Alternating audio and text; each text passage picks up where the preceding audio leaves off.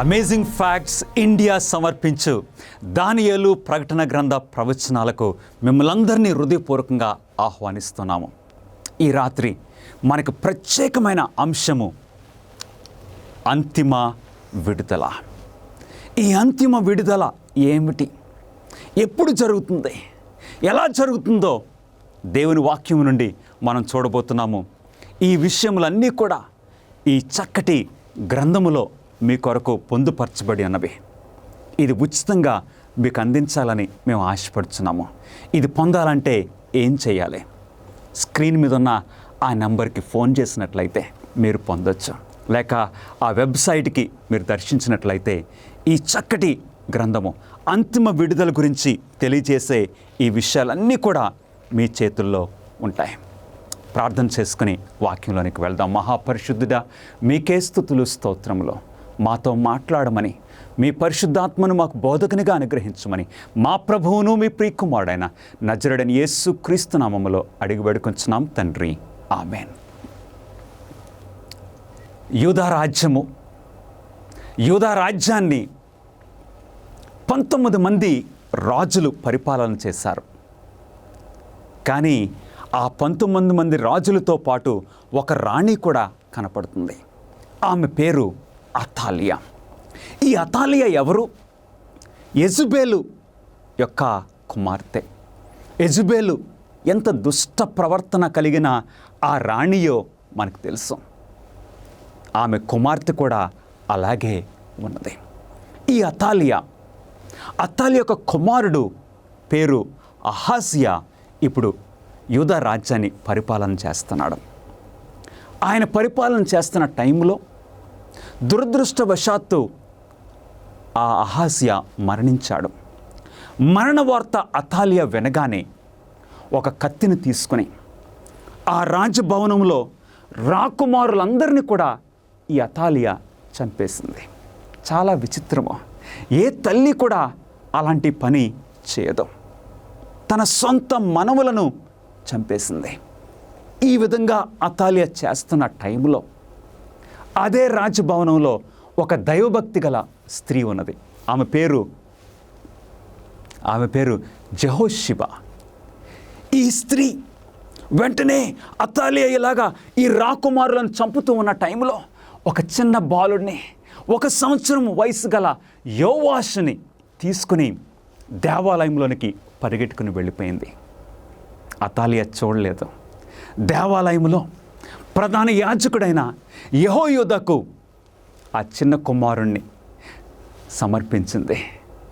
ఈ టైంలో అతాలియా అందరినీ చంపించేశాను, ఇప్పుడు నాకు అపోజిషన్ లేకుండా పరిపాలన చేయొచ్చని పరిపాలన చేస్తుంది. సింహాసనం మీద కూర్చున్నది. ఆ 6 సంవత్సరాలు అతాలియా దుష్ట పరిపాలన చేసింది. ఈ టైంలో ఆ దేవాలయంలో యెహోయాదా ప్రధాన యాజకుడు ఆ చిన్న కుమారుడైన యోవాషును దైవభక్తిలో పెంచుతూ ఉన్న ఈ టైంలో ఈ 6 సంవత్సరములు ఆయన ప్రార్థిస్తూ ఉన్నాడు, ప్రణాళిక వేస్తూ ఉన్నాడు. ఏ విధంగా ఈ దావీదు వంశములో ఉన్న ఈ రాకుమారుణ్ణి సింహాసనం ఎక్కించాలో ప్రణాళిక వేస్తూ ఉన్న ఈ యెహోయాదా 6 సంవత్సరములు పూర్తయిన తర్వాత ఆయనకు ఒక ఆలోచన కలిగింది. రాజ్యములో ఆయన నమ్మే కొంతమంది వ్యక్తులను, అధికారులను పిలిపించి, ఇదిగో దావీదు వంశములో ఒక రాకుమారుడు ఇంకా బ్రతికున్నాడు, ఈ యోవాషును మనం రాజుగా చేస్తే బాగుంటుంది అన్నప్పుడు వారందరూ కూడా సంతోషించారు. మరి ఎలా చేద్దాము? వారు వేసిన ప్రణాళిక ఏంటంటే, ప్రజలందరూ కూడా దేవాలయంలో కూడుకున్నప్పుడు ఆ టైంలో ఈ యోవాషును మనము పట్టాభిషేకం చేద్దాము. సరిగ్గా విశ్రాంతి దినాన్ని ప్రజలందరూ కూడా దేవాలయంలో కూడుకున్న ఆ టైంలో ఇప్పుడు ఆ చిన్న కుమారుడు 7 సంవత్సరముల వయసు గల యోవాషు, ఈ యోవాషును ఆ సైనికులు తీసుకొచ్చారు. ప్రజలందరూ చూస్తూ ఉన్నప్పుడు యెహోయాదా ఒక బంగారు కిరీటాన్ని తీసుకుని వచ్చి యోవాషు తల మీద పెట్టాడు. పెట్టగానే అక్కడ ఆ లేవీయులు బూరలు ఊదారు, ప్రజలందరూ కూడా చప్పట్లు కొట్టారు. అందరూ కలిసి ఏకగ్రీవంగా రాజు చిరంజీవి అగునుగా కానీ సంతోషంతో కేకలు వేశారు. ఆ టైంలో అతాలియా రాజభవనం నుండి ఆ శబ్దం విని పరుగున వచ్చింది. వచ్చి చూసినప్పుడు ఆశ్చర్యపోయింది. ఇదిగో దావీదు వంశములో ఒక రాకుమారుడు ఉన్నాడని అతాలియా గమనించింది. తర్వాత అతాలియా చంపబడింది. ఆ దుష్ట పరిపాలనకు అంతమైంది. ఇప్పుడు ఆ సువర్ణ కిరీటము ధరించిన దావీదు వంశములో నుండి వచ్చిన ఈ యోవాషు ఇప్పుడు ఆ దేవాలయం నుండి బయటకు వెళ్ళి ప్రజలను పరిపాలన చేశాడు. ఈ పరిశుద్ధ గ్రంథము మరొక రాజు గురించి తెలియజేస్తుంది. మరొక రాజు, దావీదు వంశములో నుండి వచ్చిన మరొక రాజు ఒక సువర్ణ కిరీటమును ధరించుకొని పరలోకపు దేవాలయం నుండి బయటకు వచ్చి ఆయన ప్రజలను పరిపాలన చేయబోతున్నారు. ఆయన ఎవరో దేవుని వాక్యంలో నుండి మనం చూద్దాం ప్రియులరా. పరలోకములోని ఆలయము నుండి త్వరలో రానయ్యున్న ఈ రాజు ఎవరు? ఆ రాజు ఎవరో దేవుని వాక్యము స్పష్టంగా మనకు తెలియజేస్తుంది. అందరం చదువుదామా? మరియు నేను చూడగా ఇదిగో తెల్లని మేఘము కనపడెను, మనుష్య కుమారుని పోలిన ఒకడు ఆ మేఘం మీద ఆసీనుడై ఉండెను. ఆయన శిరస్సు మీద సువర్ణ కిరీటమును, చేతిలో వాడిగల కొడవలియు ఉండెను. ఎవరండి? ఆ పరలోకపు దేవాలయమును నుండి వచ్చే ఆయన ఎవరు? మనుష్య కుమారుడు, మన ప్రభువైన యేసు క్రీస్తు వారు. అదే అంతిమ విడుదల ప్రియులరా. దుష్ట పరిపాలన నుండి, సాతాను యొక్క శోధనల నుండి, సాతాను యొక్క ఈ యొక్క పాపపు భారము నుండి విడుదల ఎవరి ద్వారా జరుగుతుంది? మన ప్రభువైన యేసు క్రీస్తు వారి ద్వారా. ఆ సువర్ణ కిరీటమును ధరించి ఆయన బహు త్వరలో ఈ భూలోకానికి రానయ్యున్నారు. యేసు క్రీస్తు వారి యొక్క రాకడ సమయం అయిందని మనం దేవుని వాక్యంలో చూడొచ్చు ప్రియులరా. చూసినట్లయితే ఆదాము మొదలుకొని అబ్రహాం వరకు 2000 సంవత్సరములు, అబ్రహాము నుండి ప్రభువైన యేసు క్రీస్తు వరకు మరొక 2000 సంవత్సరములు. యేసు క్రీస్తు వారి శిలువ మరణము పునరుద్ధానముతో క్రైస్తవ సంఘము ప్రారంభమైంది.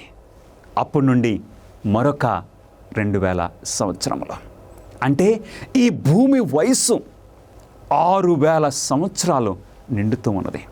ఒక వారము 7 రోజులు, అట్లాగే ఇక 6000 సంవత్సరములు ఈ భూమికి నిండుతూ ఉన్నాయి. అంటే 7వ రోజు లేక 7వ సంవత్సరం, అంటే ఈ మిగిలిన ఆ 1000 సంవత్సరములకు ఒక తీర్పు జరగబోతుంది. సృష్టి నుండి అబ్రహాం వరకు 2000 సంవత్సరములు, అబ్రహాము నుండి క్రీస్తు వరకు మరొక 2000 సంవత్సరములు, క్రీస్తు నుండి నేటి మన తరం వరకు మరొక 2000 సంవత్సరములు. ఈ 6000 సంవత్సరాలు పూర్తవుతూ ఉన్నవి. అంటే ఇంకొక మరొక 1000 సంవత్సరములు ఈ భూమికి విశ్రాంతిగా ఉంటుంది. రాబోవు మన అంశములలో ఆ యొక్క అంశముల గురించి కూడా మనం వర్తమానం వినబోతున్నాము. ప్రకటన గ్రంథము 20 సెలవిస్తుంది, వారు బ్రతికిన వారై 1000 సంవత్సరములు క్రీస్తుతో కూడా రాజ్యము చేసిరి. ఆ 1000 సంవత్సరముల గురించి మనము రాబో స్టడీలో చూడబోతూ ఉన్నాము. నా ప్రియ సహోదరి సహోదరులరా, ప్రభువైన యేసు క్రీస్తు వారి యొక్క రెండవ రాకడతో ఆ 1000 సంవత్సరములు ప్రారంభం కాబోతున్నాయి. యేసు తిరిగి వచ్చినప్పుడు నిశ్శబ్దంగా వస్తాడా? యేసు క్రీస్తు వారి యొక్క రెండవ రాకడ జరిగినప్పుడు అది నిశ్శబ్దంగా రహస్యంగా ఉంటుందా? దేవుని వాక్యం ఏం సెలవిస్తుంది? తెస్సలోనికీయులకు రాసిన మొదటి పత్రిక 4:16 దేవుని వాక్యం సెలవిస్తుంది. నాతో పాటు చదవండి. ఆర్భాటముతోనూ ప్రధాన దూత శబ్దముతోనూ దేవుని బూరతోనూ పరలోకము నుండి ప్రభువు దిగివచ్చును. క్రీస్తునందుండి మృతులైన వారు మొదట లేతురు. హల్లెలూయా. యేసు క్రీస్తు వారు ఆయన రెండోసారి వచ్చినప్పుడు ఎలా రాబోతున్నారండి? ఆర్భాటముతోనూ ప్రధాన దూత శబ్దముతోనూ దేవుని బూరతోనూ పరలోకము నుండి ప్రభు దిగు రాబోతున్నారు. అంటే అది నిశ్శబ్దంగా ఏమాత్రము కూడా ఉండదు. ఇర్మియా గ్రంథము 25:30 యెహోవా గర్జించుచున్నాడు, తన పరిశుద్ధాలయములో నుండి తన స్వరమును వినిపించుచున్నాడు. తన ముందర తన మందవేయు స్థలమునకు విరోధముగా గర్జించుచున్నాడు. ద్రాక్ష గానుగును త్రొక్కువారి వలె అరుచుచు ఆయన భూలోక నివాసులందరికీ విరోధముగా ఆర్భటించుచున్నాడు. అంటే యేసు క్రీస్తు వారి యొక్క రెండవ రాకడ ఏ మాత్రము కూడా నిశ్శబ్దంగా ఉండదు ప్రియులరా. ఎందుకంటే మన ప్రభువైన యేసు క్రీస్తు వారు రాజులకు రాజుగా, ప్రభువులకు ప్రభువుగా ఈ భూలోకానికి రాబోతున్నారని దేవుని వాక్యం సెలవిస్తుంది. 50వ కీర్తన 3వ మన దేవుడు వేంచేయుచున్నాడు, ఆయన మౌనముగా ఉండడు, ఆయన చుట్టూ ప్రచండ వాయువు విసురుచున్నది. యేసుక్రీస్తు వారి యొక్క రెండవ రాకడ మౌనంగా ఉండదని దేవుని వాక్యం సెలవిస్తుంది. యేసు తన రెండవ రాకడలో దొంగ వలె వచ్చిన ఒక దొంగలాగా ప్రభువైన యేసుక్రీస్తు వారు వస్తారా? దేవుని వాక్యము ఏమి సెలవిస్తుంది? 2 పేతురు 3:10 అయితే ప్రభు దినము దొంగ వచ్చినట్లు వచ్చును, ఆ దినమున ఆకాశములు మహాధ్వనితో గతించిపోవను, పంచభూతములు మిక్కటమైన వేండ్రముతో లయమైపోవను, భూమియు దాని మీద ఉన్న కృత్యములు కాలిపోవును. అవును, యేసుక్రీస్తు వారు రెండోసారి వచ్చినప్పుడు ఎలా ఉంటుంది? దొంగ వచ్చినట్లు వచ్చినని వాక్యం సెలవిస్తుంది. మరి ఇంకేమవుతుంది? ఆకాశములు, ఆ దినమున ఆకాశములు మహాధ్వనితో గతించిపోవును. అవును ప్రియుల, అది నిశ్శబ్దంగా ఉంటుందా? ఆకాశములు మహాధ్వనితో గతించిపోవును, పంచభూతములు మిక్కటమైన వేండ్రముతో లయమైపోవును. అది నిశ్శబ్దంగా ఉంటుందా? ఏ మాత్రము కాదు. దొంగ వలె రావడం అంటే ఏంటో తెలుసా? యేసుక్రీస్తు వారి యొక్క రెండవ రాకడ సమయము మనకు తెలియదు. ఆ సమయం గురించి దొంగ వలె అనే ఆ మాటలు వాడబడ్డాయి. కానీ యేసుక్రీస్తు వారు వచ్చినప్పుడు ఆయన నిశ్శబ్దంగా రారు, సైలెంట్గా రారు, ఆర్భాటముతో ప్రధాన దూత శబ్దముతో అని దేవుని వాక్యము సెలవిస్తుంది. యేసు రాకడ సమయంలో భూమి మీద జరగబోవు ఇతర భౌతిక సంఘటనలు ఏమిటి? యేసుక్రీస్తు వారు రెండోసారి వచ్చినప్పుడు ఈ భూమి మీద ఎలాంటి సంఘటనలు జరుగుతాయో దేవుని వాక్యం సెలవిస్తుంది. ప్రకటన గ్రంథము 16:18 అప్పుడు పెద్ద భూకంపమును కలిగెను, మనుష్యులు భూమి మీద పుట్టినది మొదలుకొని అట్టి మహాభూకంపము కలుగలేదు, అది అంత గొప్పది. యేసుక్రీస్తు వారు రెండోసారి వచ్చినప్పుడు ఒక పెద్ద భూకంపము జరగబోతుంది ప్రియులరా. అంటే ఈ భూమి మీద ఎప్పుడు కూడా అలాంటి భూకంపము జరగలేదు. The greatest of all earthquakes యేసుక్రీస్తు వారు రెండోసారి వచ్చినప్పుడు. కాబట్టి యేసుక్రీస్తు వారి యొక్క రెండవ రాకడ ఏ మాత్రము కూడా నిశ్శబ్దంగా ఉండదు. యేసు తిరిగి వచ్చినప్పుడు ఆయనను ఎవరు చూచెదరు?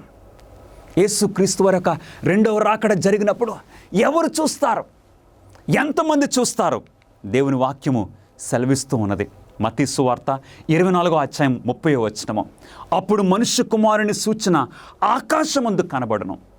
అప్పుడు మనుష్య కుమారుడు ప్రభావముతోను మహామహిమతోను ఆకాశ మేఘారూఢుడై వచ్చుడు చూచి భూమి మీద ఉన్న సకల గోత్రముల వారు రొమ్ము కొట్టుకుందరు. ఎంతమంది చూస్తారు యేసు క్రీస్తు వారి యొక్క రెండవ రాకడ?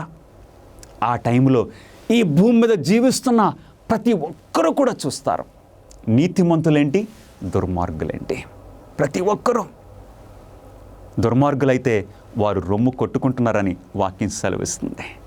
ప్రకటన గ్రంథము 1:7 ఇదిగో ఆయన మేఘారూఢుడై వచ్చుచున్నాడు, ప్రతి నేత్రము ఆయనను చూచును. ఎంతమంది ప్రభువైన యేసుక్రీస్తు వారి యొక్క రాకడను చూస్తారు? దేవుని వాక్యం సెలవిస్తుంది. ఎంతమంది అండి? ప్రతి నేత్రము. ఇప్పుడు వరకు మనం చూసిన విషయాలు ఒకసారి జ్ఞాపకం చేసుకుంటే, తెస్సలోనికీయులకు రాసిన మొదటి పత్రిక 4:16 ప్రకారంగా ఆర్భాటముతోనూ ప్రధాన దూత శబ్దముతోనూ, అంటే యేసుక్రీస్తు వారు రెండోసారి వచ్చినప్పుడు ప్రతి చెవికి వినపడుతుంది. ప్రకటన గ్రంథం 1:7 ప్రతి నేత్రమునకు కనపడుతుంది. ప్రియులరా, యేసు మేఘారూఢుడై వచ్చినప్పుడు ఆయనతో కూడా ఎవరు వచ్చెదరు? ఎవరు వస్తారు యేసుక్రీస్తు వారితో రెండోసారి వచ్చినప్పుడు? ఆయన ఒంటరిగా రాబోతున్నారా, లేకైతే ఇంకెవరన్నా వస్తున్నారా? దేవుని వాక్యం సెలవిస్తుంది. మత్తయి సువార్త 25:31 తన మహిమతో మనుష్య కుమారుడును ఆయనతో కూడా ఎంతమంది అండి? సమస్త దూతలను వచ్చినప్పుడు ఆయన తన మహిమ గల సింహాసనం మీద ఆసీనుడై ఉండును. యేసుక్రీస్తు వారు రెండోసారి వచ్చినప్పుడు ఆయన ఒంటరిగా రావడం లేదు. ఆయనతో పాటు దూతలు వస్తున్నారా? కొంతమంది దూతలు కాదు. ఎంతమంది అండి? దేవుని వాక్య ప్రకారంగా సమస్త దూతలను, హల్లెలూయా, నిన్ను నన్ను పరలోకానికి తీసుకుని వెళ్ళటానికి, ఆయన రాజ్యంలోనికి తీసుకుని వెళ్ళటానికి యేసుక్రీస్తు వారు సమస్త దూతలను వస్తూ ఉన్నారు. అంటే దేవుని దృష్టిలో నా ప్రియ సహోదరుడా, సహోదరి, నీవెంత విలువైన వ్యక్తివో ఆలోచించు. నిన్ను ఇంటికి తీసుకుని వెళ్ళటానికి ఆయన సమస్త దూతలతో యేసుక్రీస్తు వారు వస్తున్నారని యేసు ప్రభు సెలవిస్తున్నారు. యేసు రాకడ యొక్క ప్రకాశవంతమైన వెలుగు దుష్టులను ఏమి చేయను? ఆయన ఈ మహామహిమతో, ఆ గొప్ప ప్రకాశముతో మన ప్రభువైన యేసుక్రీస్తు వారు రెండోసారి వచ్చినప్పుడు దుర్మార్గుల సంగతి ఏంటి? దుష్టుల యొక్క పరిస్థితి ఏంటి? తెస్సలోనికీయులకు రాసిన 2వ పత్రిక 1:6-7 ప్రభువైన యేసు తన ప్రభావమును కనపరుచు దూతలతో కూడా పరలోకము నుండి అగ్ని జ్వాలలలో ప్రత్యక్షమై దేవుణ్ణి ఎరుగని వారికిని ప్రతిదండన చేయనప్పుడు ఏం జరుగుతుందండి? ఆయన ఆ మహామహిమతో, అగ్నిజ్వాలలంటే దేవుని యొక్క మహిమ గురించి వివరిస్తూ పౌలు గారు రాస్తున్నారు. దుర్మార్గులకి, ఎవరైతే యేసుక్రీస్తును అంగీకరించలేదో వారికి ఏం జరుగుతుంది? ప్రతిదండన, వారికి శిక్ష జరగబోతుంది. తెస్సలోనికీయులకు రాసిన 2వ పత్రిక 2:8 అప్పుడు ఆ ధర్మ విరోధి బయలుపరచబడును. ప్రభువైన యేసు తన నోటి ఊపిరి చేత వానిని సంహరించి తన ఆగమన ప్రకాశము చేత నాశనము చేయను. అవును, యేసుక్రీస్తు వారు రెండోసారి వచ్చినప్పుడు దుర్మార్గుల సంగతి ఏంటి? ఆ వెలుగును చూడలేక వారు పారిపోతున్నారు. చివరికి వారు నాశనము చేయబడుతున్నారని దేవుని వాక్యము సెలవిస్తుంది. యేసు రాకడ యందు మృతులై ఉన్న నీతిమంతులకు ఏమి జరుగుతుంది? ప్రభువైన యేసుక్రీస్తు వారు రెండోసారి సమస్త దూతలతో, ఆర్భాటముతో ఆయన వచ్చినప్పుడు ఆ టైంలో ఏం జరుగుతుంది? ఆయన రాకడ యందు మృతులై ఉన్న నీతిమంతులకు ఏం జరుగుతుంది? ప్రభువైన యేసుక్రీస్తు వారు వచ్చినప్పుడు తెస్సలోనికీయులకు రాసిన మొదటి పత్రిక 4:16 అందరం చదువుదామండి. క్రీస్తునందుండి మృతులైన వారు మొదట లేతురు. హల్లెలూయా. యేసుక్రీస్తు వారు రెండోసారి వచ్చినప్పుడు క్రీస్తునందు మృతులైన వారు మొదట లేస్తారు. వారు సమాధులలో నుండి మహిమ శరీరములతో సమాధుల నుండి బయటకు రాబోతున్నారు. ఎంత గొప్ప విషయమో. నా ప్రియ సహోదరుడా, సహోదరి, నీ కుటుంబంలో ఇటీవల ఎవరన్నా మరణించారా? ఈ కరోనా వైరస్ ద్వారా కుటుంబ సభ్యులను లేకపోతే స్నేహితులను పోగొట్టుకున్నారా? అవును. ఆ టైంలో అదొక గొప్ప గొప్ప హోమ్ కమింగ్, ఒక చక్కటి ఫ్యామిలీ రీయూనియన్గా దేవుడు చేయబోతున్నారు. క్రీస్తునందు మృతులైన వారందరూ కూడా వారు సమాధుల్లో నుండి మహిమ శరీరంతో వస్తారు. ఆ టైంలో, ఈ సమయంలో సజీవులకు మరియు పునరుద్ధానులైన పరిశుద్ధులకు ఏమి జరుగుతుంది? ఆ టైంలో బ్రతుకున్న నీతిమంతులకు, అలాగే సమాధుల్లో నుండి బయటకు వచ్చిన ఆ నీతిమంతులకు ఏం జరుగుతుంది? కొరింథీయులకు రాసిన మొదటి పత్రిక 15వ అధ్యాయము 52వ వచనంలో భక్తుడైన పౌలు గారు ఈ విధంగా రాస్తున్నారు. అప్పుడు మృతులు అక్షయులుగా లేపబడుదురు. మృతులందరూ కూడా వారి సమాధుల్లో నుండి మహిమ శరీరములతో అక్షయులుగా లేపబడుదురు. మనము మార్పు పొందుదుము. క్షయమైన ఈ శరీరము అక్షయతను ధరించుకొనవలసినది, మర్త్యమైన ఈ శరీరము అమర్త్యతను ధరించుకొనవలసినది. యేసుక్రీస్తు వారి యొక్క రెండవ రాకడ సమయంలో ఎంత చక్కటి విషయము ప్రియులారా. సమాధుల్లో నుండి నీతిమంతులు మహిమ శరీరంతో లేస్తున్నారు. బ్రతుకున్న మనము రెప్పపాటున మార్పు చెందుతూ ఉన్నాము. మార్పు పొందిన తర్వాత నీతిమంతులకు ఏమి జరుగుతుంది? అందరం కూడా ఒక రెప్పపాటున మార్పు చెందిన తర్వాత నీతిమంతులకి ఏం జరుగుతుంది? తెస్సలోనికీయులకు రాసిన మొదటి పత్రిక 4వ అధ్యాయము 17వ వచనంలో అందరం చదువుదామండి. ఆ మీదట సజీవులమై నిలుచుండు మనము వారితో కూడా ఏకముగా ప్రభువుని ఎదుర్కొనుటకు ఆకాశ మండలమునకు మేఘముల మీద కొనుపోబడుదుము. హల్లెలూయా. కాగా మనము సదాకాలము ప్రభువుతో కూడా ఉందుము. ప్రియులారా, సమాధుల నుండి బయటకు వచ్చిన ఆ నీతిమంతులు మహిమ శరీరంతో ఉన్నారు. రెప్పపాటున మార్పు చెందిన మనము ఏం జరుగుతున్నామండి? వారితో కూడా ఏకముగా ప్రభువుని ఎదుర్కొనుటకు ఆకాశ మండలము నాకు మేఘముల మీద కొనుపోబడుతాము. మనందరం కలిసి మేఘముల మీద, అదొక మేఘముల మీద ప్రయాణంగా ఉండబోతుంది. కాగా మనము సదాకాలము ప్రభువుతో కూడా ఉందము. ఇక మన ఈ భూలోక ప్రయాణము అంతటితో అంతమైపోతుంది. యేసుక్రీస్తు వారి యొక్క రెండవ రాకడతో ఇక పాపము మనల్ని అంటలేదు, సాతానుడు మనల్ని శోధించలేడు. యేసుక్రీస్తు వారితో ఇక సదాకాలము మనం జీవించినట్లు పరలోకానికి ప్రభువుతో ఉండటానికి కొనుకోబడుతున్నాం. విచ్ఛిన్నమైపోయినటువంటి ప్రపంచంలో దేవుని యొక్క ప్రణాళిక ప్రవచనాల ద్వారా మీరు తెలుసుకోవాలని కోరుతూ ఉన్నారా? ఆచరణాత్మకమైనటువంటి గొప్ప సవాళ్లను మీరు ఎదుర్కోవాలనుకుంటే మిమ్మల్ని ఉత్తేజపరుస్తున్నాం, ఉత్సాహపరుస్తున్నాం. అమేజింగ్ ఫ్యాక్ట్స్ వారు బైబిల్ చదువుకునేటువంటి గైడ్స్ మీ కొరకై 27 పుస్తకాలను మీకు అనుగ్రహిస్తున్నారు. అద్భుతమైనటువంటి గ్రాఫిక్స్ ద్వారా మీరు అర్థం చేసుకోవడానికి నేరుగా మీకు సమాధానం దయచేస్తూ ఉన్నారు. ప్రతి చదువుకునేటువంటి ఈ గైడ్ ద్వారా బైబిల్లో సరైన సమాధానం గ్రహించుకోగలరు. మీ జీవితంలోని ప్రాముఖ్యమైన ప్రశ్నలకు సమాధానం ఇస్తుంది. ఏ విధంగా మీరు సంబంధాన్ని పెంచుకోగలరు? ప్రభువైన యేసుక్రీస్తు వారు ఎప్పుడు రాబోతూ ఉన్నాడు? ఇంకా ఎన్నో విషయాలను తెలుసుకోవచ్చు. భవిష్యత్తులో ఈ యొక్క విలువైన విషయాన్ని కోల్పోకండి. మీ జీవితాన్ని రూపాంతరపరుస్తూ ఉన్నాయి అమేజింగ్ ఫ్యాక్ట్స్ వారు ఇచ్చేటువంటి బైబిల్ చదువుకునే పుస్తకం. ఇవి మీకు ఇంగ్లీష్ లోను, హిందీ, తమిళ్, తెలుగులో మీకు లభిస్తూ ఉన్నాయి. వేచి ఉండకండి. వెంటనే మీ యొక్క స్టడీ గైడ్స్ ను ఇప్పుడే ఆర్డర్ చేయండి. AFTV.in అనేటువంటి మా వెబ్సైట్ ని సంప్రదించి వెంటనే పొందండి.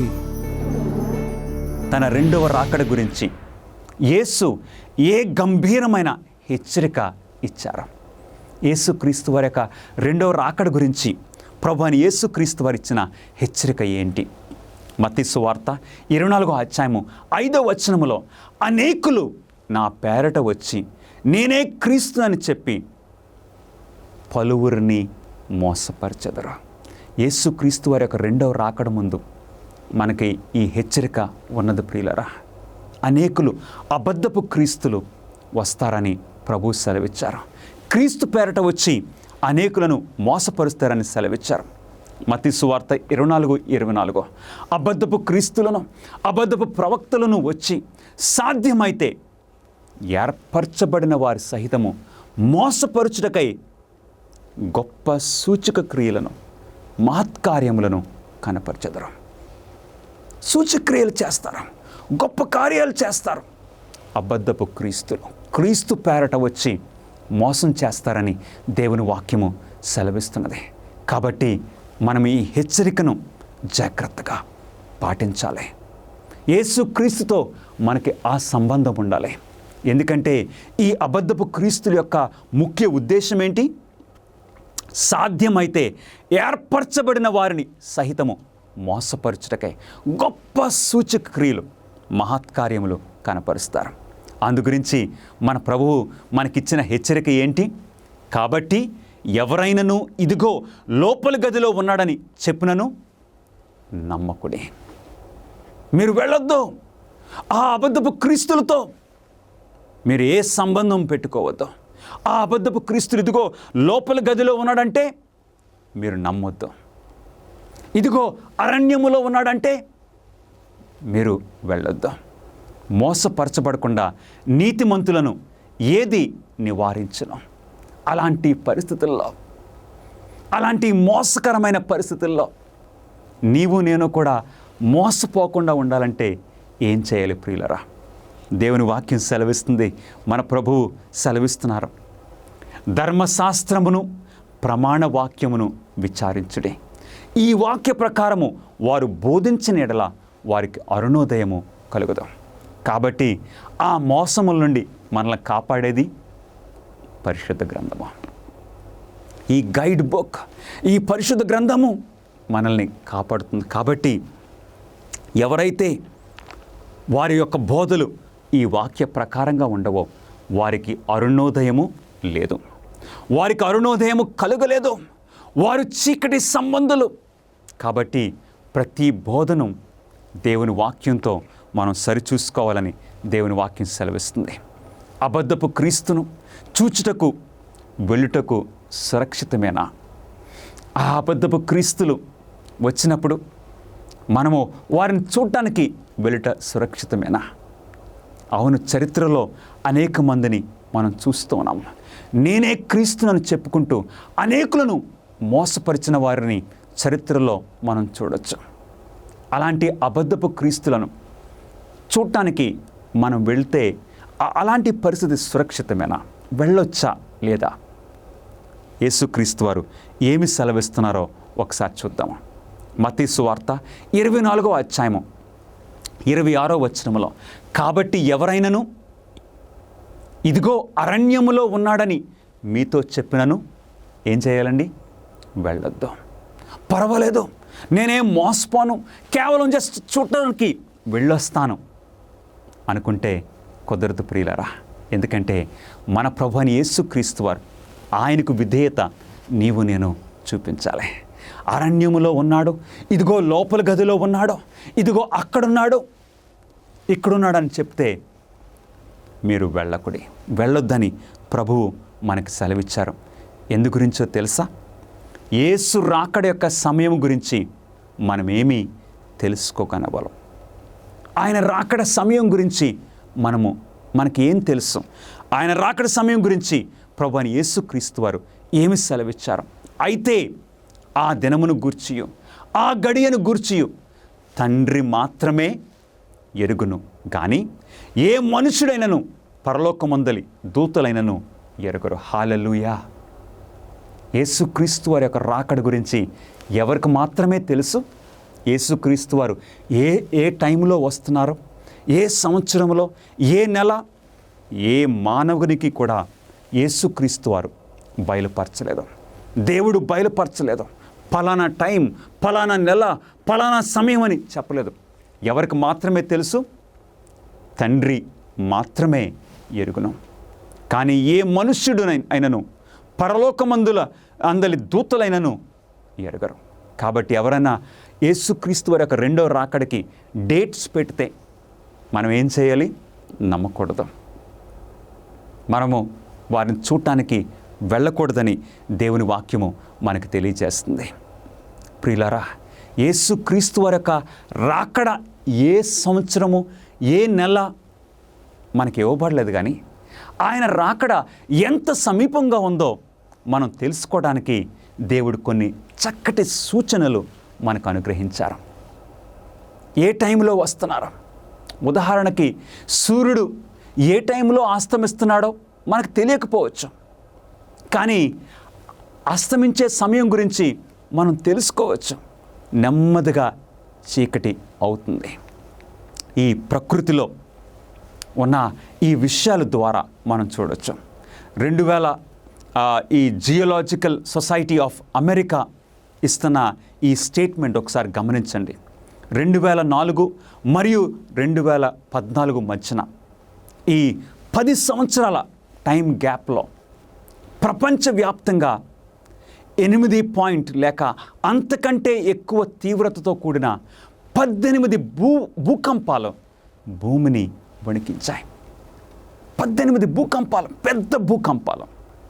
ఇది గత శతాబ్దపు సగటు రేటు కంటే 265% ఎక్కువ. జస్ట్ ఒక 10 సంవత్సరాల్లోనే 18 భూకంపాలు. 18 చిన్న చిన్న భూకంపాలు కాదు, ఇవి 8 అంటే చాలా విపరీతమైన భూకంపాలు 18 వచ్చినవి. అంటే 265% ఎక్కువ.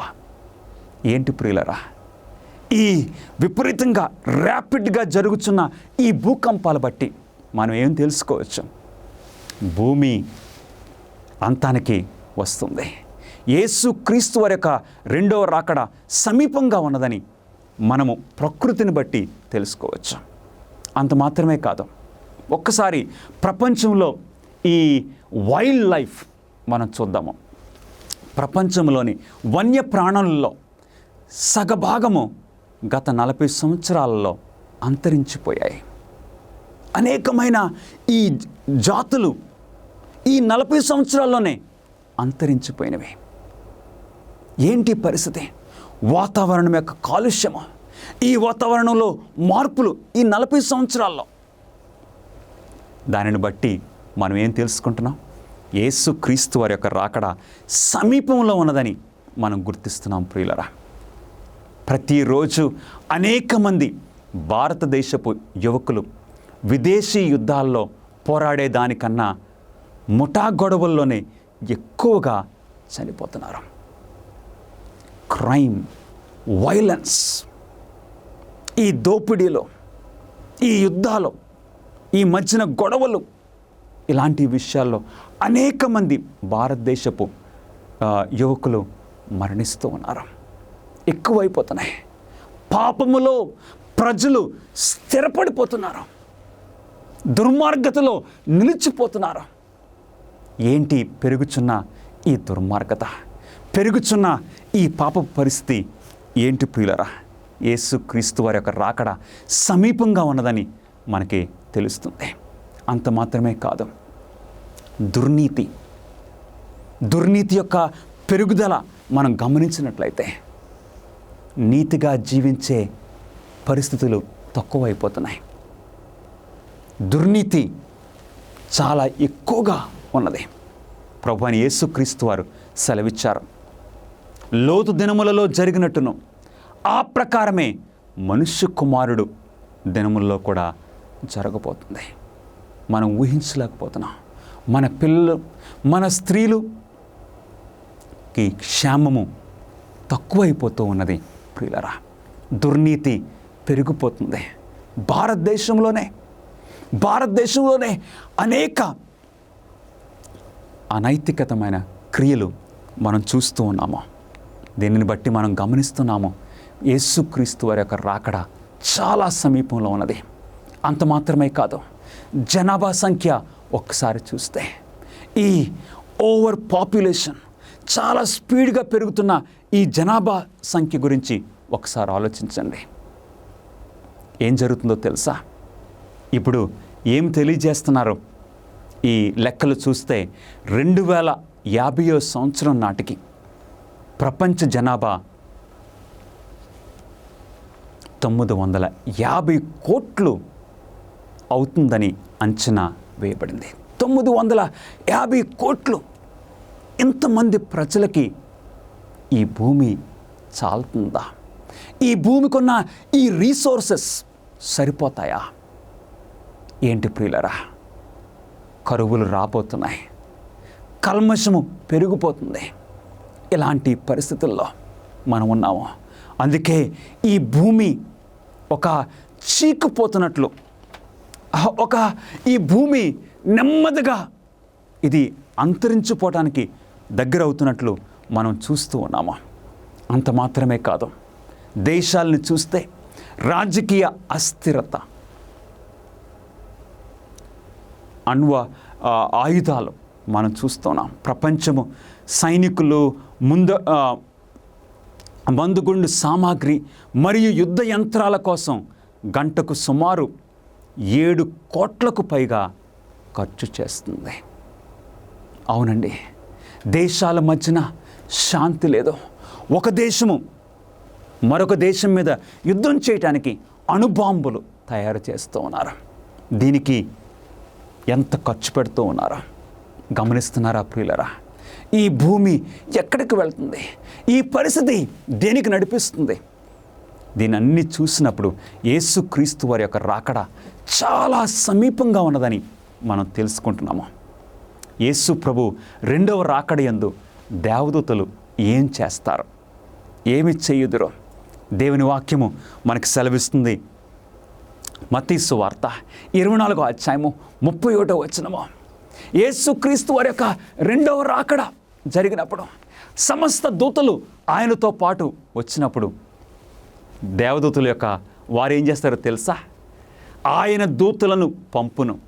వారు ఆకాశం యొక్క ఈ చివరి నుండి ఆ చివరి వరకు నలుదిక్కుల నుండి ఆయన ఏర్పరచుకున్న వారిని పోగు చేతురు. హల్లెలూయా.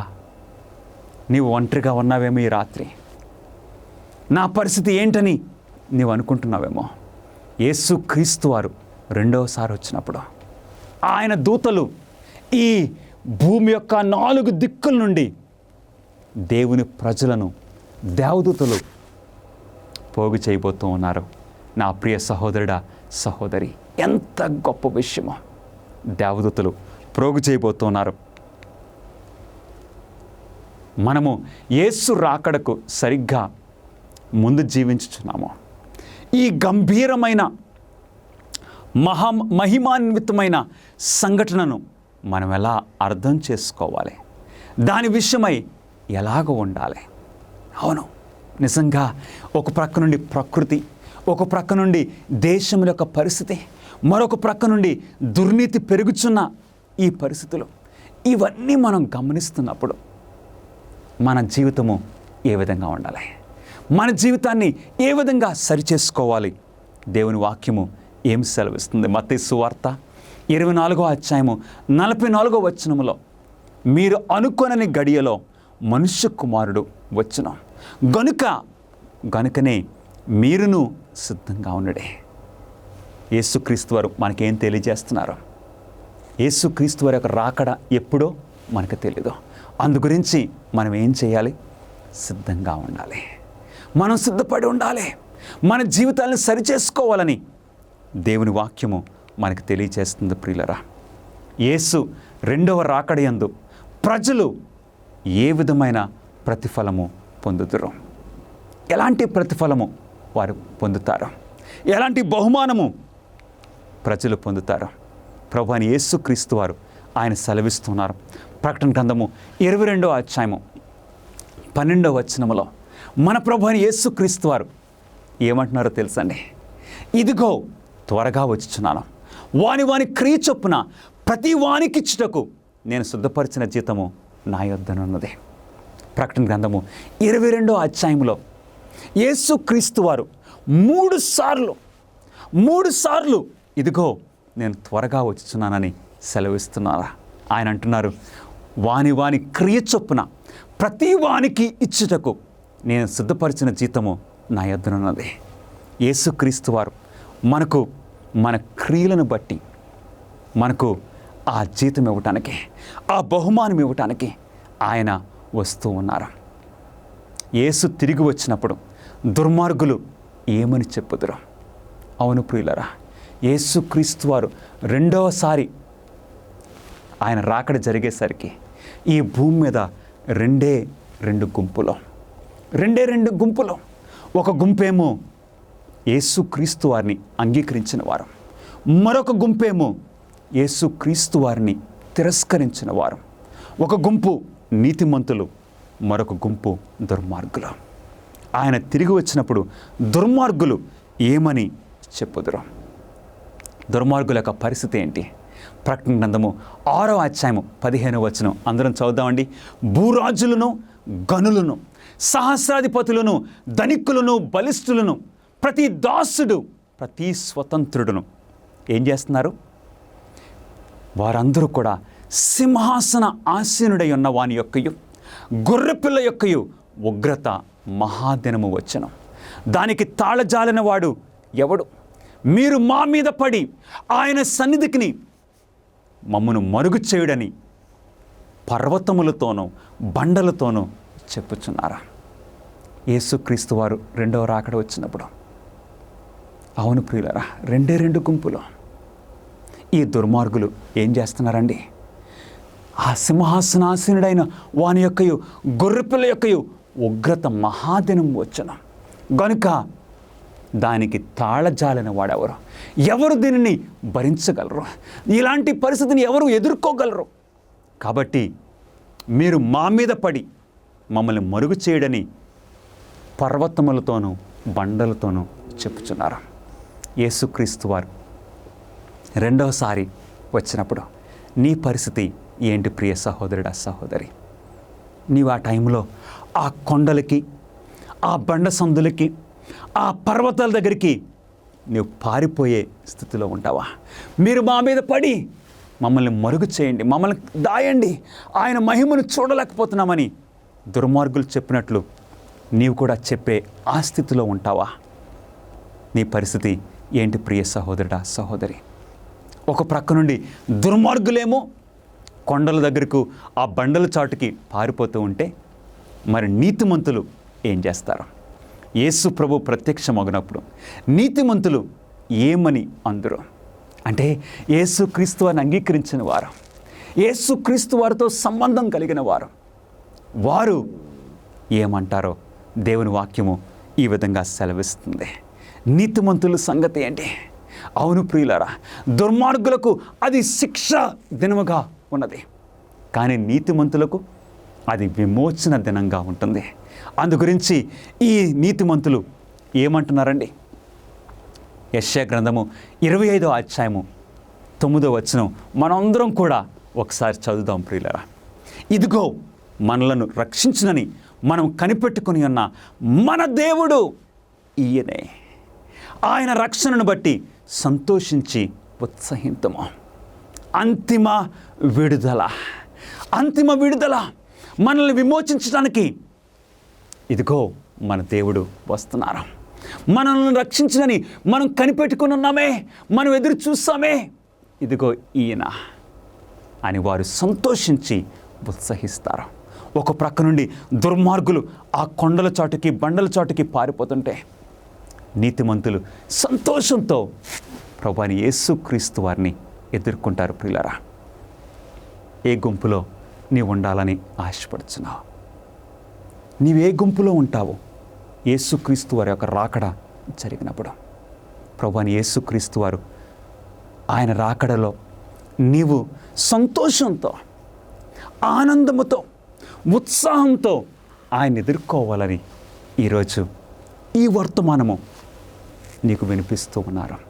ఎందుకంటే ఏ ఒక్కరూ కూడా నశించిపోవటము మన ప్రభువైన యేసుక్రీస్తు వారికి ఇష్టం లేదు. నా ప్రియ సహోదరి, సహోదరులారా, యేసుక్రీస్తు వారు ఆ అంతిమ విడుదల గురించి తెలియచేస్తున్నారు. నీవు ఏ గుంపులో ఉంటావు? ఆ దుర్మార్గుల గుంపులోనా, లేక ఆ నీతిమంతులు గుంపులోనా? యేసు రెండవ రాకడను గుర్చిన ప్రధాన ఉద్దేశము ఏమిటి? అసలు యేసుక్రీస్తు వారు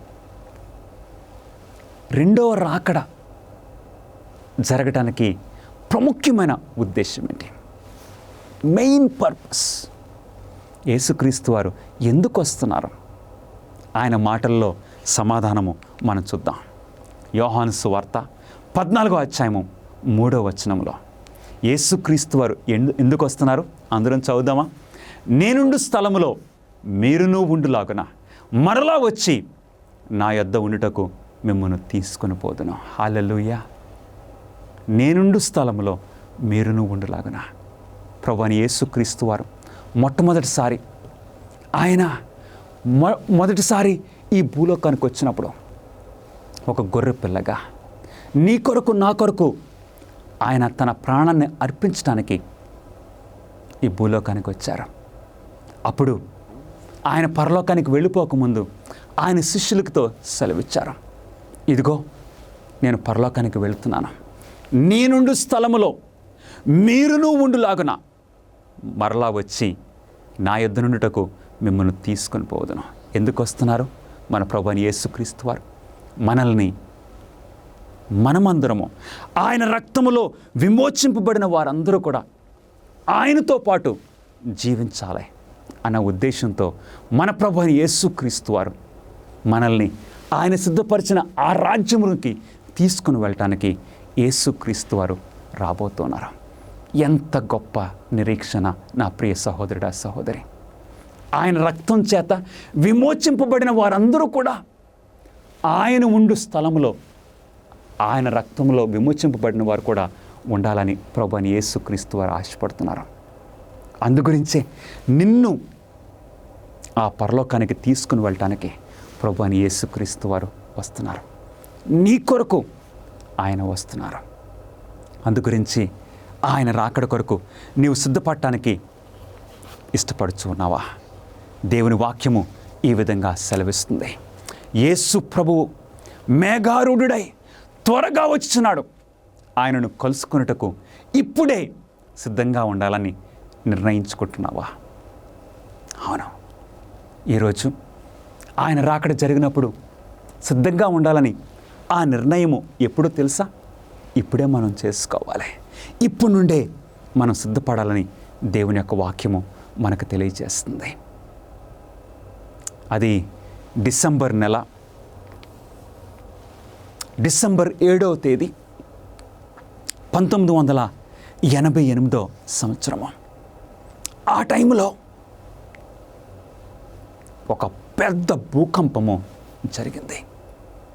భయంకరమైన భూకంపం జరిగింది. ఆ రోజున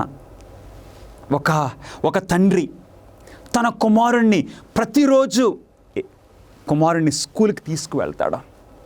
ఆ స్కూల్లో ఆ కుమారుణ్ణి అక్కడ డ్రాప్ చేసి ఆయన ఫ్యాక్టరీలో పనిచేయడానికి వెళ్ళిపోతాడు.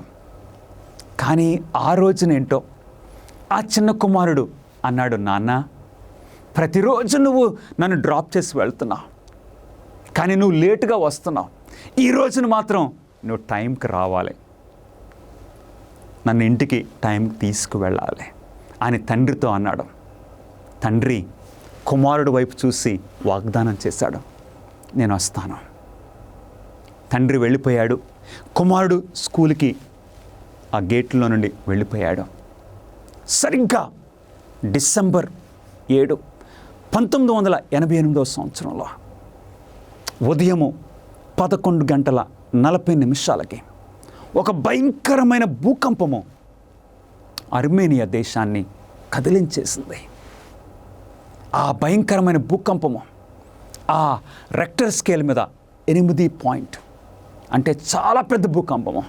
ఆ భూకంపానికి బిల్డింగులు కూలిపోయాయి, రోడ్లు పగిలిపోయాయి, చెట్లు నేలమట్టం అయిపోయినవి. ఆ పరిస్థితుల్లో తండ్రికి జ్ఞాపకం వచ్చింది, నా కుమారుడు. ఇక తండ్రి వెనక్కి రావడానికి రోడ్లు లేవు. అన్నీ దాటుకుంటూ తండ్రి స్కూల్ దగ్గరికి వచ్చేసరికి అప్పటికే స్కూల్ బిల్డింగ్ అంతా నేలమట్టం అయిపోయింది. తన కుమారుడు గురించి దుఃఖిస్తున్నాడు, ఏడుస్తున్నాడు. ఆ టైంలో ఆ స్కూల్ అధికారులు కొంతమంది పిల్లల శవాలు అక్కడ పెట్టారు. ఈ కుమారుడు కన్నీటితో ఒక్కొక్కటి చూసుకుంటున్నాడు. నా కుమారుడు లేడు అంటే నా కుమారుడు ఈయన కింద పడిపోయాడేమో, ఏమైనా సరే అనే ఆ పట్టుదలతో ఆ తండ్రి ఆ రోజు తన హస్తాలతో ఆయన తవ్వటం మొదలుపెట్టాడు. ఆ వంగిపోయిన ఊసల్ని ప్రక్కకు తీస్తున్నాడు, ఇరిగిపోయిన ఇటుకలను ప్రక్కకు తీస్తున్నాడు. స్కూలు అధికారులు వచ్చారు.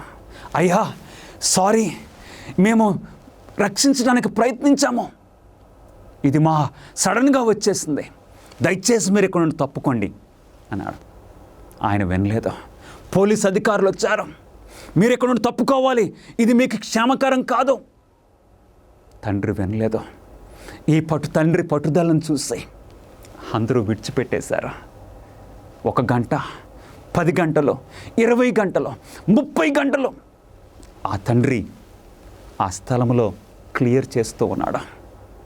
ఆ టైంలో 35 గంటలు అయింది, ఏమీ కనపట్లేదు. సరిగ్గా 38 గంటలకు ఒక చిన్న కిటికీ కనపడింది. ఆ కిటికీలో నుండి ఆ తండ్రి పిలిచాడు తన కుమారుని పేరు. పిలవగానే ఆ కుమారుడు నాన్న అన్నాడు. అనగానే తండ్రికి ఎక్కడ లేని ఆనందము కలిగింది. కుమారుడా, నీ చెయ్యి నాకివ్వు, నేను బయటికి లాగుతానన్నాడు. కుమారుడు అన్నాడు, నాన్న నువ్వు వస్తావని నాకు తెలుసు, నువ్వు వస్తావని నాకు ఖచ్చితంగా తెలుసు. అందు గురించి నా స్నేహితులకి నేను చెప్పాను, మా నాన్న వస్తాడు, మీరు భయపడొద్దు. ఆ 38 గంటలు ఆ చీకటిలో, ఆ భయంకరమైన పరిస్థితిలో ఆ పిల్లలు వారి ప్రాణాలు గుప్పిట్లో పట్టుకుని జీవించారు. ఎందుకంటే తండ్రి చేసిన వాగ్దానము. ఆ రోజు ఆ రక్తం కారుచున్న ఆ చేతులతో ఆ తండ్రి ఒక్కొక్కరిని బయటికి లాగాడు. 14 మంది పిల్లల్ని ఆ తండ్రి బయటికి తీసుకొచ్చాడు. అవును ప్రియులరా, మన ప్రభువైన యేసుక్రీస్తు వారు ఆయన వాగ్దానం చేశారు, నేనుండు స్థలములో మీరు ఉండులాగన తీసుకుని వెళ్ళటానికి వస్తానని వాగ్దానం చేశారు. అందుగురించి ఈరోజు యేసుక్రీస్తు వారు త్వరగా నానన్నారు. ఆయన రాకడ కొరకు సిద్ధపడాలని నీవు ఆశపడుచున్నావా? ప్రార్థన చేసుకుందాం. మహాపరిశుద్ధుడా, వాగ్దానములు నిలబెట్టుకోగలిగిన సమర్థుడు అయిన మా గొప్ప తండ్రి, మీకే స్తుతులు స్తోత్రములు. బహు త్వరలో మేఘారూఢుడై నాయనా 1000 కోట్ల కొలది దూతలతో మీరు రానై ఉన్నారు. మీ రాకడ కొరకు మేము సిద్ధపడాలని ఆశపడుచున్నాము. మా జీవితాలను సిద్ధపరచమని మా ప్రభువును మీ ప్రియకుమారుడైన నజరుడైన యేసుక్రీస్తు నామములో అడిగి వేడుకొంచున్నాము తండ్రి. ఆమేన్. God bless you friends.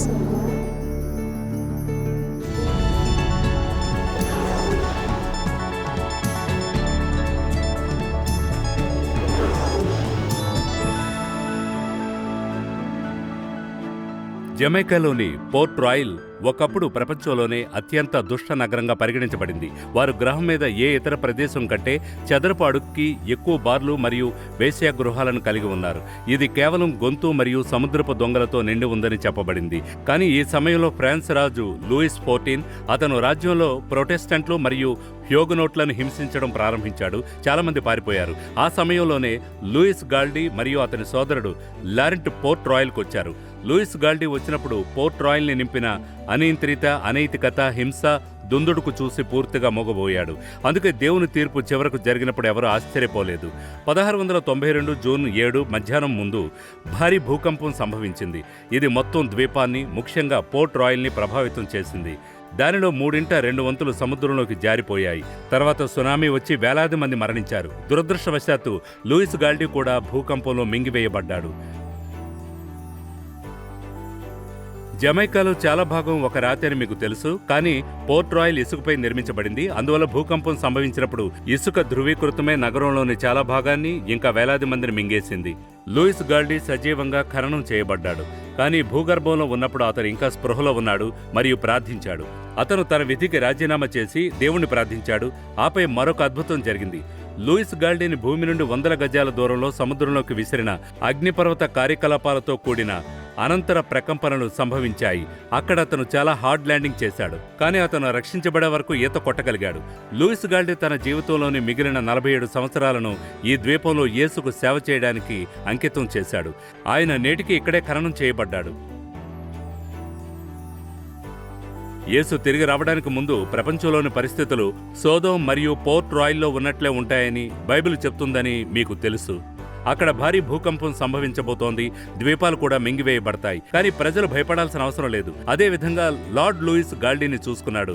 ఆయనే మిమ్మల్ని చూసుకుంటారు. కీర్తన 91లో మీరు మీ పక్కన 1000 మంది పడిపోవడాన్ని లేదా మీ కుడివైపున 10,000 మంది పడిపోవడాన్ని చూడొచ్చు. మీ కళ్ళతో దుష్టుల నాశనాన్ని చూస్తారు. ఆయన మిమ్మల్ని రక్షించి పునరుజ్జీవింప చేయగలడు.